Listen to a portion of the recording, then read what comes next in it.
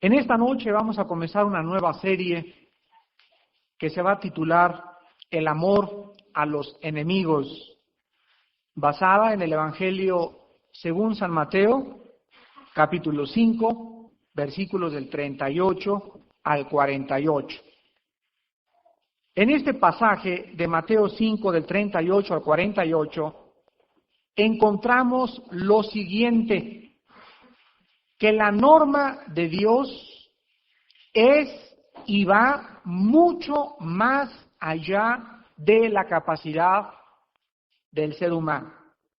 Yo recuerdo hace muchos años, antes de que fuera cristiano, cuando yo leí al que te pegue en una mejilla, volteale la otra, en ese momento me dije a mí mismo, esto no va conmigo, porque si yo volteo la otra, la gente me va a agarrar de trapeador, se va a aprovechar de mí, y además esto es para los cobardes.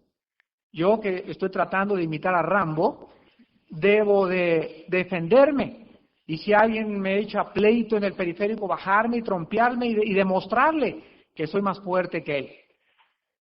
Desgraciadamente esta clase de pensamientos es la que prevalece en la mayor parte de los seres humanos. En los seminarios que hemos tenido nosotros de mujeres, las mujeres que no son cristianas entran al seminario y escuchan por primera vez, mujeres, estar sujetas a vuestros maridos. Y respingan, pero hagan de cuenta que les pusieron un cohete en el asiento. E inmediatamente, no, que chiquito, a mí estas cosas no van conmigo. A mí me la hace y me la paga. Y esta es la forma en que ustedes ven que reacciona el ser humano ante las normas demasiado elevadas de Dios para nuestra vida. ¿Se imaginan ustedes en los tiempos de Cristo, cuando había un grupo de hombres llamados los fariseos y los escribas, que según su propia perspectiva y opinión, ellos eran irreprensibles? Y se creían que porque externamente cumplían con su religión y diezmaban y hacían esto y se lavaban las manos, etcétera, etcétera, eran aceptados o debían ser aceptados por Dios. Aparentemente ellos eran los ejemplos de la sociedad de los tiempos de Jesús. Entonces Jesucristo, en este famoso sermón de la montaña, que es así como se llama, donde comienza el capítulo 5 de San Mateo, este mensaje de Cristo está tratando, escúchenme muy bien, de destruir los argumentos de los religiosos que creen que por cumplir exteriormente con la ley y con los ritos y con su misa y sus ceremonias pueden ser aceptados por Dios. Entonces Cristo, en este mensaje tan penetrante del sermón del Monte de los Olivos, está poniendo las normas de su Padre en un nivel donde el ser humano diga, pues no puedo realmente voltear la otra mejilla, ni perdonar a mi enemigo, porque en nuestro espíritu existe desde el nacimiento la idea de la venganza. No hay ningún ser humano que naturalmente pueda tener una bondad y pueda tener un sentido donde perdono a aquellos que me hacen algo, porque por naturaleza, repito, todos los seres humanos sin Cristo y aún muchos con Cristo deseamos y anhelamos algún día vengarnos de nuestros enemigos. Vamos a leer este pasaje del 38 al 48, nos va a llevar varios jueves el poder cubrirlo todo, y en esta noche nos vamos a concentrar nada más en el versículo 38, ojo por ojo, diente por diente. Pero leamos pues todo el pasaje para tenerlo como base a nuestro estudio. Mateo 5, del 38 al 48. Oísteis que fue dicho, ojo por ojo y diente por diente. Pero yo os digo, no resistáis al que es malo. Antes a cualquiera que te hiera en la mejilla derecha, vuélvele también la otra. Y al que quiera ponerte a pleito y a quitarte la túnica, déjale también la capa. Y a cualquiera que te obligue a llevar carga por 1 milla, ve con él 2. Al que te pida, dale, y al que quiera tomar de ti prestado, no se lo rehuses. Oísteis que fue dicho, amarás a tu prójimo y aborrecerás a tu enemigo. Pero yo os digo, Amad a vuestros enemigos, bendecid a los que os maldicen, haced bien a los que os aborrecen, y orad por los que os ultrajan y os persiguen, para que seáis hijos de vuestro Padre que está en los cielos, que hace salir su sol sobre malos y buenos, y que hace llover sobre justos e injustos. Porque si amáis a los que os aman, ¿qué recompensa tendréis? ¿No hacen también lo mismo los publicanos? Y si saludáis a vuestros hermanos solamente, ¿qué hacéis de más? ¿No hacen también así los gentiles? Sed pues vosotros perfectos, como vuestro Padre que está en los cielos es perfecto. Una de las filosofías o uno de los elementos de la filosofía de nuestra sociedad en la cual vivimos es que todas las personas demandan sus derechos inalineables. Existen diferentes movimientos en el mundo para demandar derechos y por todos lados vemos huelgas, porque la gente quiere derechos sobre la mujer, derechos sobre el hombre, derechos sobre los albañiles, sobre los plomeros, sobre los carpinteros, sobre los trabajadores de la Nissan, derechos para los prisioneros, para los niños, derechos para defender el aborto o en contra del aborto. Los sindicatos son grupos o asociaciones de personas que están conformadas con el único propósito de defender los derechos que los trabajadores tienen. Pero las huelgas brotan por donde quiera y por todos lados estos derechos que supuestamente debemos de tener son diariamente violados tanto por los sindicatos como por los hospitales, como por la policía, como por los mismos tribunales de justicia. Otras personas no soportan que nadie las insulte o que les diga algo o malas palabras porque de inmediato escuchamos la frase común y corriente, me las vas a pagar. No cabe duda que dentro del corazón humano existe el espíritu de la venganza y el anhelo de la justicia. Por todos lados escuchamos de las famosas vendetas italianas, escuchamos la venganza apache y estas pasiones del hombre son los temas de la película del Padrino, que es una matazón tremenda, familias contra familias sicilianas, tribus contra tribus.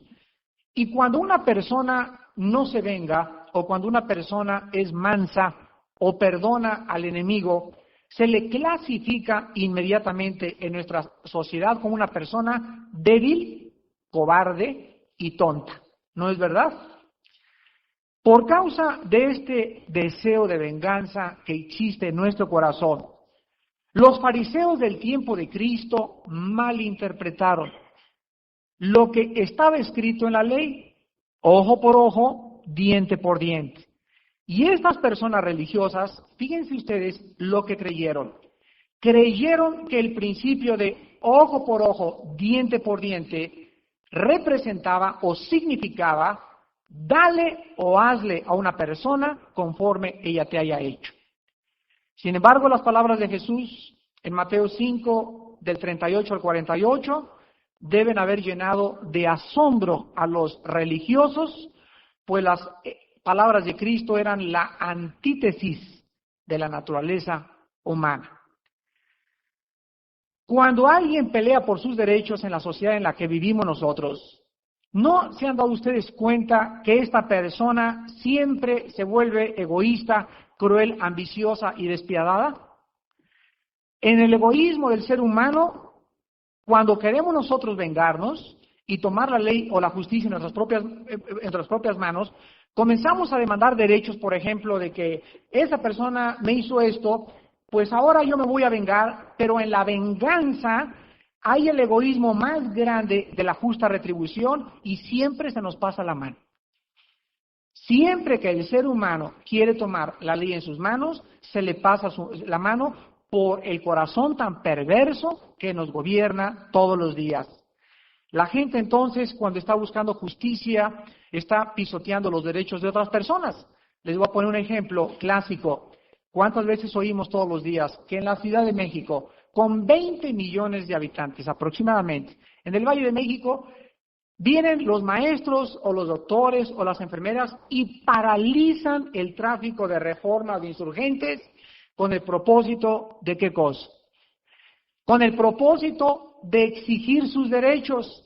Y en el momento de exigir sus derechos, pisotean los derechos que los demás ciudadanos tenemos de poder circular en las calles. Yo tengo el derecho de levantarme en la mañana en mi casa y llegar a mi trabajo en media hora. Y de repente me encuentro que aunque hay una manifestación para protestar porque demandan justicia. ¿Y mi justicia qué?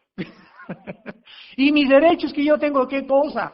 Entonces, siempre que el ser humano quiere demandar derechos, no se da cuenta que aplasta los de los demás. Y esta es la grande incongruencia que existe en la naturaleza humana al demandar derechos.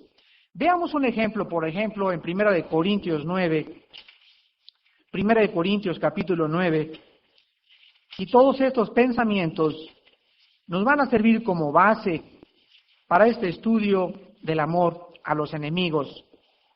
En 1 de Corintios 9, versículos del 4 al 6, vamos a hacer un contraste entre los derechos o la pelea por los derechos y lo que el apóstol Pablo dice en este pasaje. 1 Corintios 9, del 4 al 6. ¿Acaso no tenemos, qué dice, derecho de comer y beber? ¿No tenemos derecho de traer con nosotros una hermana por mujer, como también los otros apóstoles y los hermanos del Señor y Cefas? ¿O solo yo y Bernabé no tenemos derecho de no trabajar? Aquí el apóstol Pablo está diciendo lo siguiente: yo soy un ministro del Evangelio. ¿No creen ustedes que tengo derecho, como todos los demás que trabajan, de tener comida? ¿No creen que tengo derecho de tener una casa? ¿No creen que tengo derecho de tener un coche? ¿No creen que tengo derecho de tener una esposa, etcétera, etcétera, como los demás? Pero sin embargo, aunque el apóstol Pablo sabía sus derechos y que él podía demandar estos derechos, vean el versículo 12. Si otros participan de este derecho sobre vosotros, ¿cuánto más nosotros? Pero no hemos usado de este derecho, sino que lo soportamos todo por no poner ningún obstáculo al Evangelio de Cristo. Aquí encontramos entonces que los derechos que él tenía como apóstol los hizo a un lado.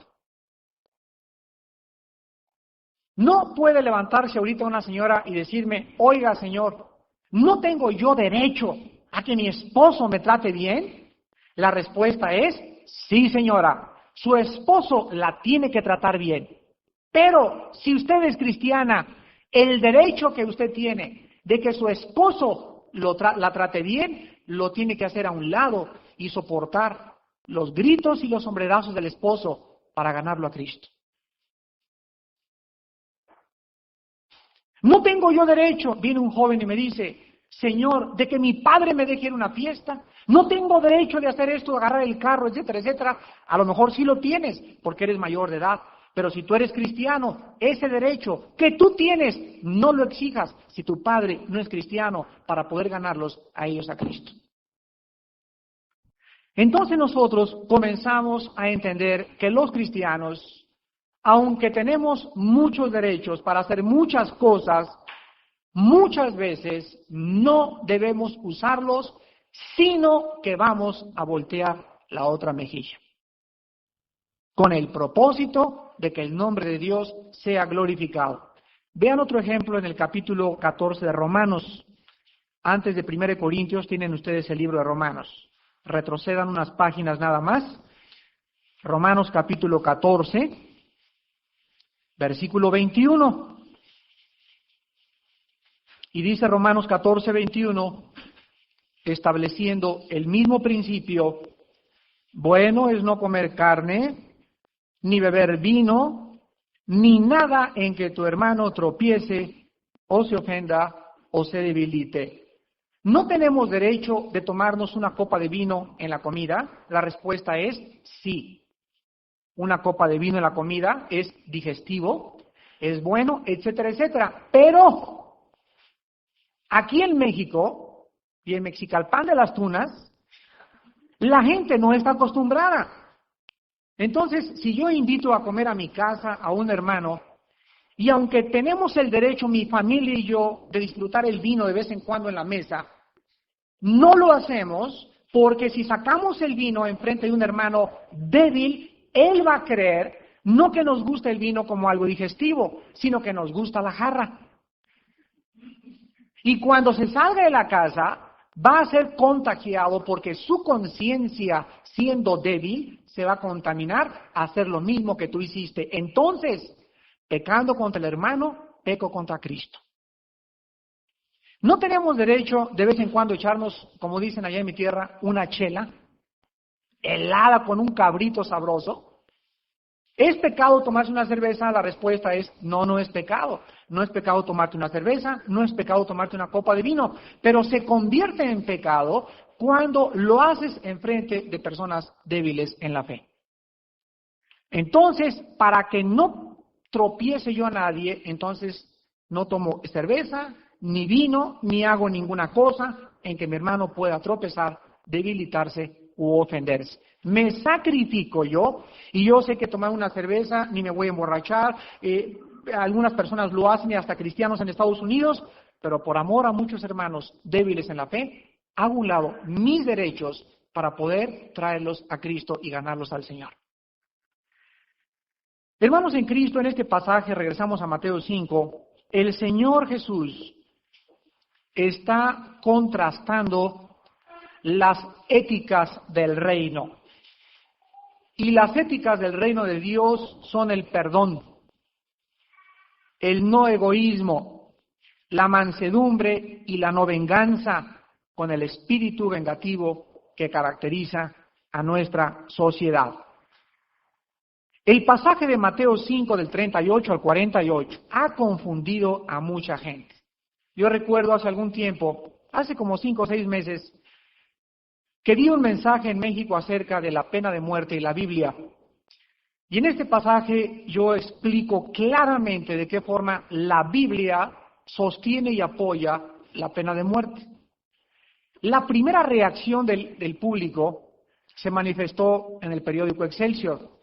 Y ustedes, los que leen el Excelsior, en la segunda página de la primera parte, siempre van a encontrar una tribuna que se llama Foro de Excelsior, donde la gente manda sus opiniones y se publica todo lo que cualquier persona mande o critica de otros artículos anteriores.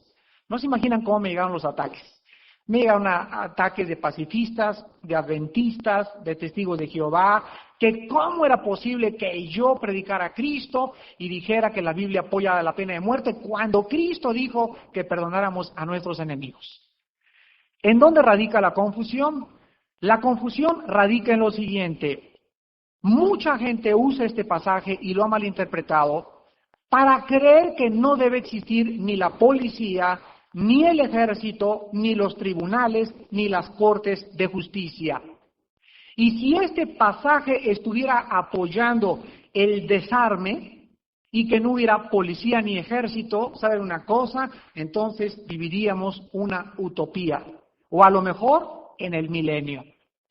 Pero este pasaje de ninguna manera está diciendo de que la policía se desarme y el ejército se retire y que un país no tenga cárceles, ni tampoco se castigue el crimen, de ninguna manera, sino que está explicando claramente cuál es la perspectiva de nosotros como individuos, escúchenme muy bien, y cuál es el deber que tiene la sociedad de poder exigir que el crimen sea castigado. Vamos entonces a comenzar a estudiar el principio de la ley mosaica, para que podamos comprender lo que significa, oísteis que fue dicho, ojo por ojo, diente por diente. Cristo, al decir oísteis que fue dicho, ojo por ojo, diente por diente, les está diciendo a los fariseos que en el Antiguo Testamento estaba permitida la venganza. Ojo por ojo, diente por diente, si me la haces me la pagas, en otras palabras. ¿Estaba Cristo realmente diciendo eso? Porque Los fariseos lo malinterpretaron. Y los fariseos comenzaron a decir, no, la ley dice ojo por ojo, diente por diente, entonces podemos nosotros vengarnos individualmente de cualquiera que nos agrede. Y los fariseos tan mal interpretaron eso, que por eso Cristo les dijo, oísteis que fue dicho, mas yo os digo. O sea, lo que ustedes oyeron, lo oyeron mal. Y lo que ahora yo les voy a decir a ustedes es la realidad. Y nosotros encontramos entonces de qué forma la Biblia no está en contra del orden, ni tampoco de la ley, porque el orden y la ley, mis queridos hermanos, fueron establecidos por Dios para la preservación de la sociedad. Vean Romanos capítulo 13, del 1 al 5. Esto viene a colación, repito, porque cómo se ha malinterpretado la Biblia, e inclusive hay muchos cristianos que creen que el cristiano debe ser pacifista. Hay cristianos que yo les he hecho esta pregunta. Si tú fueras presidente de la República siendo cristiano, ¿anularías la policía? ¿Le quitarías todos los tanques y las ametralladoras a los soldados? Si tú fueras cristiano y fueras presidente de la República, si un ejército invasor nos invadiera, ¿qué harías tú? ¿Le dirías al ejército, volteen la otra mejilla a todos? Si alguien es atropellado en la calle o alguien mata a tu hijo y tú eres testigo y ves al asesino ahí, le dices, ¿sabes qué? Por mí no hay ningún problema, échale más balas si quieres. Si alguien se mete a tu casa y te roba, como cristiano, ¿qué haces tú? Le vas a decir al ladrón, ¿sabes qué, compadre? Por mí, llévate si quieres también la videocasetera. Si quieres te ayudo a echarle más al costal. Realmente esto es lo que este pasaje significa, de ninguna manera. Vean lo que dice Romanos 13, del 1 al 5. Sométase toda persona a las autoridades superiores, porque no hay autoridad sino de parte de Dios, y las que hay por Dios han sido establecidas. De modo que quien se opone a la autoridad, a lo establecido por Dios, resiste, y los que resisten acarrean condenación para sí mismos, porque los magistrados no están para infundir temor al que hace el bien, sino al malo. ¿Quieres pues no temer la autoridad? Haz lo bueno y tendrás alabanza de ella, porque es servidor de Dios para tu bien, pero si haces lo malo, teme, porque no en vano lleva, ¿qué cosa? La espada, ¿verdad? La espada es el instrumento para impartir la justicia. Y dice así, pues es servidor de Dios, vengador para castigar al que hace lo malo.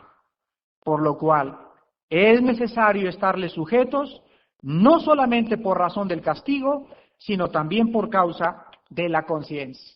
Entonces nosotros vemos que al mismo tiempo que la Biblia enseña que perdonemos a nuestros enemigos, tenemos que descubrir el contexto dentro del cual tenemos que aplicar estas palabras, porque también la Biblia nos enseña que los jueces y la policía y las autoridades y los magistrados están representando dentro del orden civil el poder de Dios.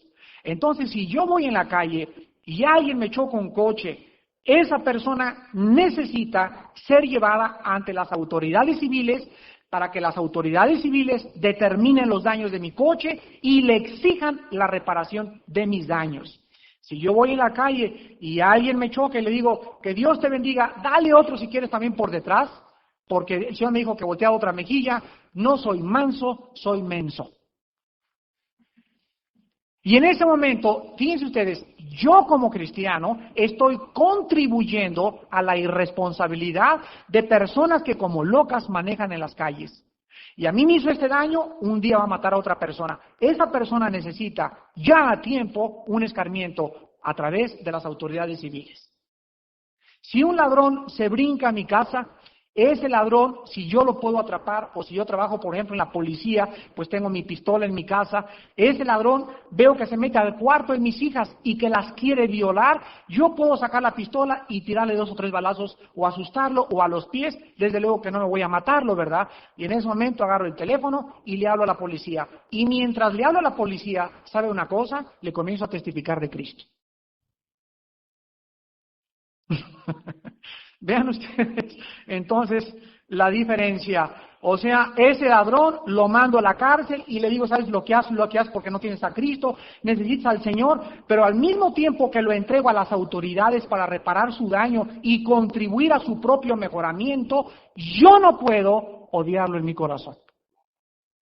Eso es lo que Cristo está tratando de decirnos, que no puede existir en nosotros la idea de la venganza. O sea, el ladrón entra a mi casa, yo soy policía, lo agarro y en ese momento le digo, ¿sabes qué, vieja? Amárramelo por favor a la cama, y hijitos traigan alfileres y vamos a comenzar a alfilerear a este y nos las va a pagar de todas las que hicieron. O en ese momento lo agarro a cachazos y digo, pues aquí no vas a pagar y voy y te entierro y te tiro un lote. Dios nunca quiere que tomemos la justicia en nuestras manos. Dios quiere que nosotros usemos la autoridad civil para que sean las autoridades las que se encarguen de impartir la justicia, porque cuando nosotros queremos cobrarnos el castigo o la ofensa, se nos pasa la mano. Entonces, Dios está dando, con la ley de perdona a tu enemigo, una escapatoria a nuestra falta de misericordia, de preservar la sociedad, porque si cada persona en una sociedad se llevara o ejercitara la ley en sus propias manos, sería una anarquía. ¿Se imaginan que todo el mundo estuviera armado y que todo el mundo echara bala y que todo el mundo se cobrara individualmente de las ofensas de la gente y que se me choquen, agarro y me regreso y le choco yo 3 veces el coche o lo agarro a golpes ahí mismo en la calle? Pues sería la anarquía total. ¿Para qué cosa está la autoridad? Para poder ejercer la justicia y la espada de Dios a aquel que hace lo malo. Entonces, estamos tratando de poder separar lo que Jesús dijo y lo que debemos hacer a través del orden civil. Y vamos a poder encontrar la explicación al principio, ojo por ojo, diente por diente, en pasajes del Antiguo Testamento. Veamos el primero donde se citó esta ley. Éxodo capítulo 21. Éxodo capítulo 21. Durante muchas veces, sobre todo las personas que estudian dentro de la jurisprudencia las leyes, yo recuerdo que me encantaban las leyes, me encantaba la ley y la psicología, y yo hubiera anhelado haber ser abogado. Pero yo recuerdo muy bien que algunos maestros que nos enseñaban el derecho nos decían que tuvo su origen en Roma. Y si aquí hay abogados o licenciados, recordarán que siempre se ha enseñado el derecho romano, porque de acuerdo a la Facultad de Leyes en la mayor parte de las universidades, es Roma el origen del derecho. Sin embargo, qué equivocados están, porque Roma solamente aplicó el derecho o los principios que los griegos antes que ellos habían absorbido cuando conquistaron Jerusalén y absorbieron de los escritos del Antiguo Testamento lo que es realmente el derecho. Y si ustedes leen el libro de Éxodo, el libro de Deuteronomio, el libro de Levítico, del capítulo 20 en adelante, encontrarán ustedes de qué forma tan precisa, tan efectiva y tan justa y tan misericordiosa Dios nos dio las leyes civiles. Entonces, ni el matrimonio, ni las leyes civiles, ni las leyes de oración las inventó el ser humano. Dios nos las dio para que nosotros tuviéramos la plataforma de la equidad, de la justicia y de la misericordia. En Éxodo 21, versículo 22, encontramos un principio. Éxodo 21, 22. Si algunos riñeren o hirieren a mujer embarazada, y ésta abortare, pero sin haber muerte, serán penados conforme a lo que les impusiere el marido de la mujer, y juzgaren, ¿quiénes? los jueces. Aquí encontramos el caso de que si una mujer va por la calle embarazada, fíjense de cuántas áreas protege Dios. Y hay un pleito entre dos borrachos. Y un borracho pues le da un trancazo a esta mujer, o la mujer la tumban, o de alguna forma ella queda inmiscuida en el pleito, ya sea que aborte o que no aborte. Aquí la ley le daba al marido el derecho de exigir por los daños causados. El marido no podía agarrar a los borrachos a trancazos, tenía que el marido ir a los jueces. Y los jueces determinaban el castigo que el marido estaba exigiendo para estas personas. Versículos 23 al 27 del mismo capítulo. Mas si hubiere muerte, entonces pagarás vida por vida, ojo por ojo, diente por diente, mano por mano, pie por pie, quemadura por quemadura, herida por herida, golpe por golpe. Si alguno hiriere el ojo de su siervo o el ojo de su sierva y lo dañare, le dará libertad por razón de su ojo. Y si hiciere saltar un diente de su siervo o un diente de su sierva, por su diente lo dejará ir libre. Aquí encontramos, en segundo lugar, que dentro del marco de la ley civil, Dios protegía al débil del fuerte, exigiendo una justa retribución. Escúchenme muy bien lo que significa una cárcel. Las cárceles no existen en el Antiguo Testamento. Las cárceles o los reclusorios o las correccionales son instituciones inventadas por el ser humano, donde la sociedad, al sacar a un criminal o un ladrón, lo meten a un lugar donde creen que ahí va a ser, ¿qué cosa? Rehabilitado. ¿Es verdad? Ningún sistema penitenciario puede rehabilitar el corazón del ser humano. Número uno. Número dos.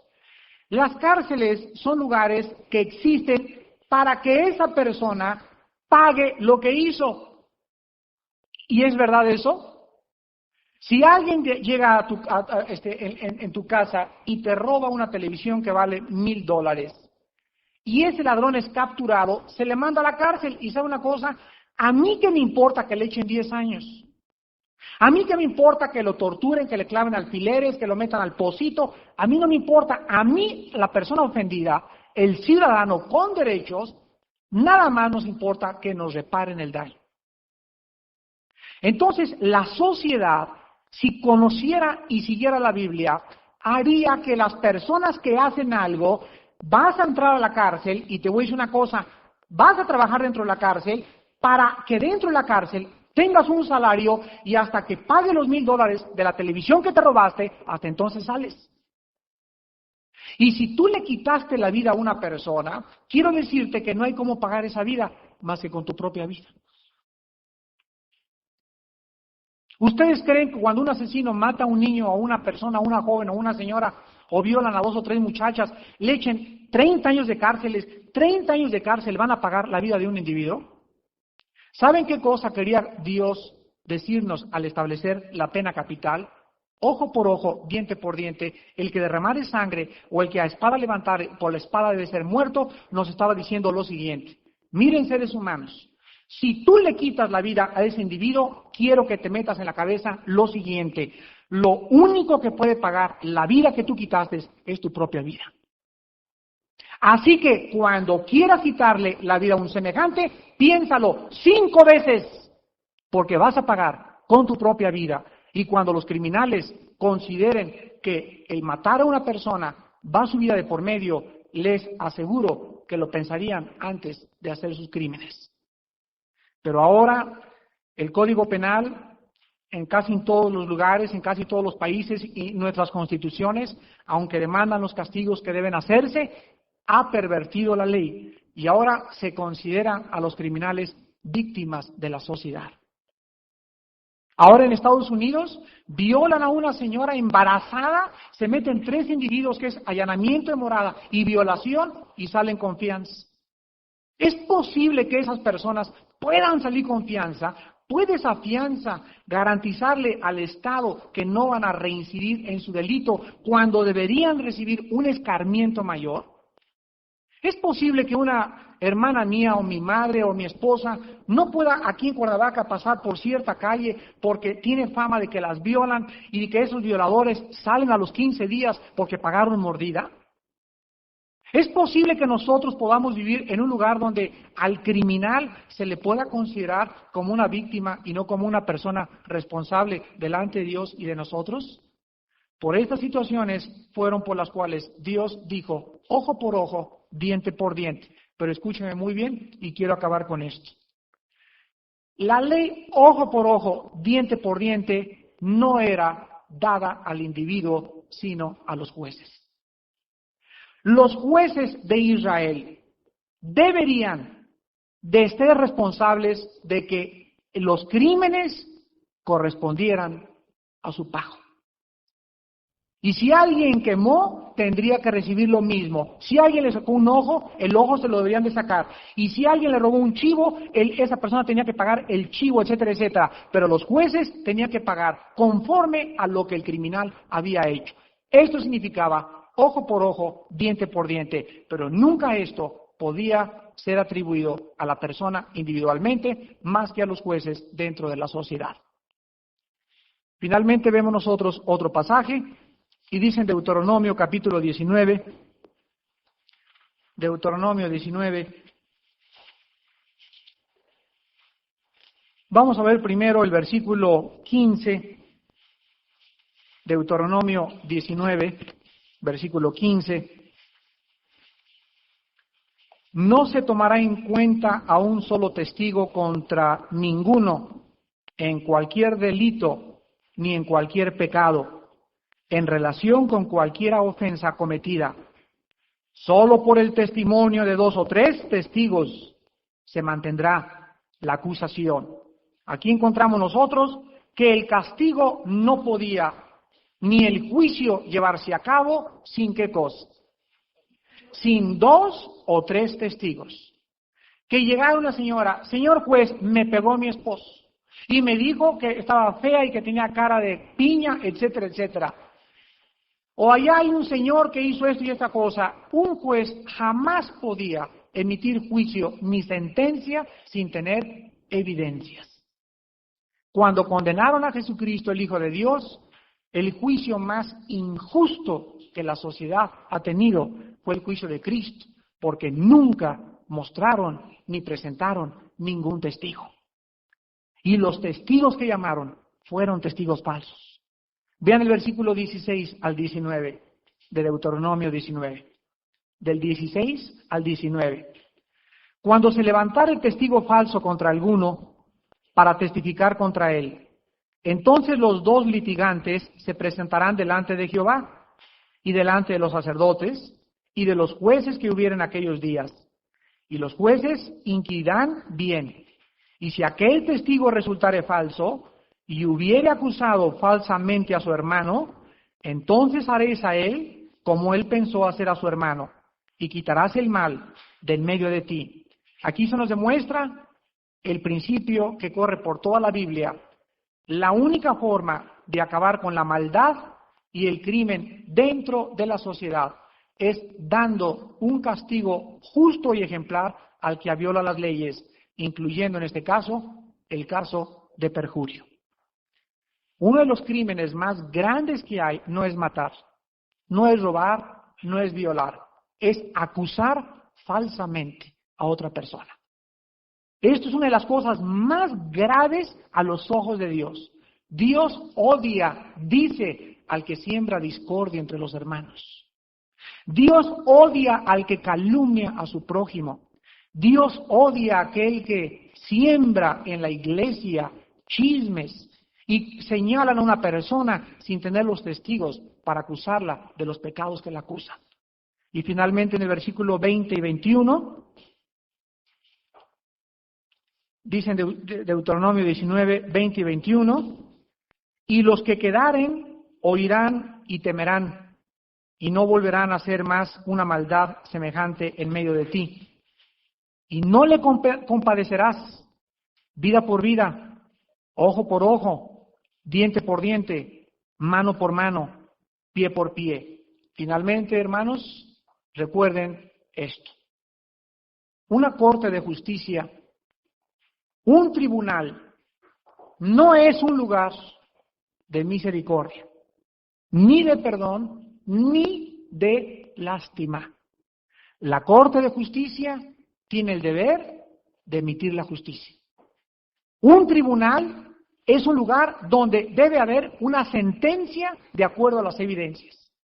Pero ¿se imaginan ustedes un juez que tenga un criminal que le diga, señor juez, mi mamá cuando era chiquito no me dio de comer y me pasó esto y por eso soy malo y nunca he tenido esto? Y en ese momento el juez comienza con las lágrimas, sí, mi hijito pobrecito, 1 año nada más de prisión. En ese momento el juez no es imparcial. En ese momento el juez es guiado por sus sentimientos, por sus emociones, escuchen, y no por lo que la ley demanda. Esto lo vemos nosotros en Apocalipsis capítulo 20, cuando Dios abre los libros y los muertos se presentan delante de Dios, y dice la Biblia, y vi a los muertos, grandes y pequeños, delante de Dios parados. Este Apocalipsis 20 nos habla del juicio del gran trono blanco, y ahí no va a haber misericordia de Dios.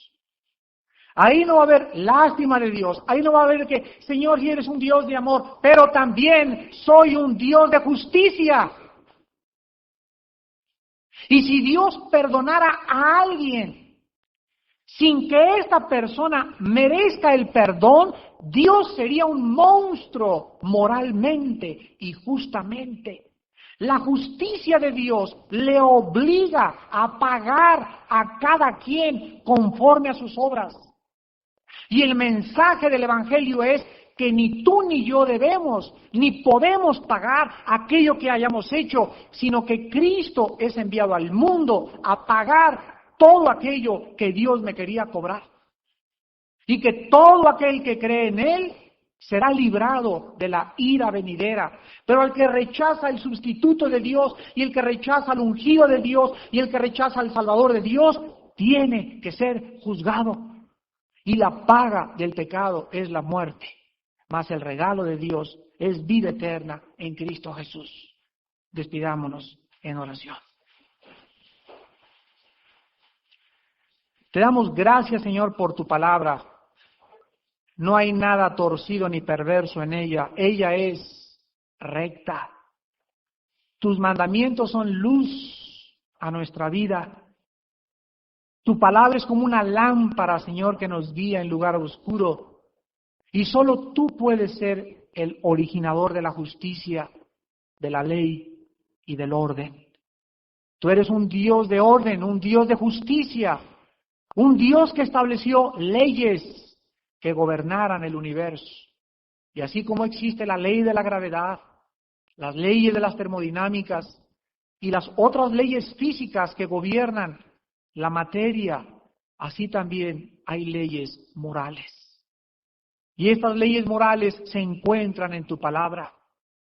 Y el ser humano necesita conocerlas para que su corazón perverso y engañoso no lo desvíe y le haga creer que tú eres amor sin olvidarnos, que también eres justicia. Y que si tú así diste a tu Hijo Jesucristo y lo enviaste a morir en la cruz, también tú vas a mostrar tu ira, porque también la ira de Dios se manifiesta desde el cielo contra toda impiedad de los hombres que detienen con injusticia la verdad. Y Dios pagará a cada quien conforme a sus obras. Tribulación y angustia sobre aquel que hace lo malo. Vida eterna, honor y gloria al que perseverando en bien hacer, busca gloria, honra e inmortalidad.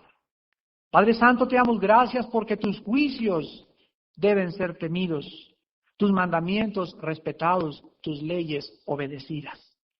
Gracias, Padre, porque tus leyes son para nuestro beneficio, para que vivamos y para que tengamos tranquilidad en esta vida. y para que sepamos que todo lo que el hombre siembre, el hombre tiene que recoger. Y tú no vas a cambiar estas leyes, las consecuencias las recibimos automáticamente. Gracias por Jesús, Padre. Gracias porque Él hizo por nosotros y sigue haciendo lo que nunca podríamos hacer sin tu ayuda. Gracias por tu palabra que nos sigue guiando a toda la verdad. Y gracias porque cada día que la abrimos nos maravillamos y decimos cuán grande es el Señor, el Dios y Padre de Jesucristo, el Dios de la Biblia, en quien oramos y en quien te damos las gracias. Amén.